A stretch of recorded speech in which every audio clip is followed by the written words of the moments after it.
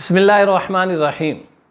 آج آپ لوگوں کے سامنے شادی کا ایک خاص وظیفہ پیش کرنے جا رہا ہوں۔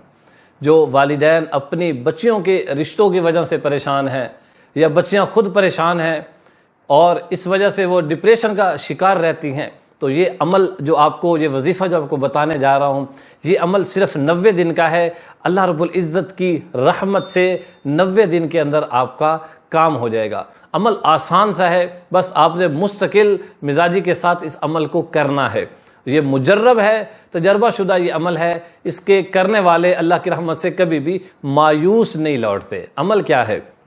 عمل یہ ہے کہ 90 دن آپ نے ہر روز عشاء کی نماز کے بعد 40 مرتبہ سورہ اخلاص شریف مکمل، قل هو اللہ احد، یہ پوری سورت جو ہے وہ مکمل پڑھنی ہے۔ 40 مرتبہ، اول آخر 11 مرتبہ کوئی سا بھی درود شریف پڑھنا ہے۔ یعنی سورہ اخلاص کو پڑھنے سے پہلے 11 مرتبہ درود شریف، پھر 40 مرتبہ سورہ اخلاص شریف، اور اس کے بعد پھر 11 مرتبہ جو ہے وہ آپ نے کوئی سا بھی درود شریف پڑھنا ہے۔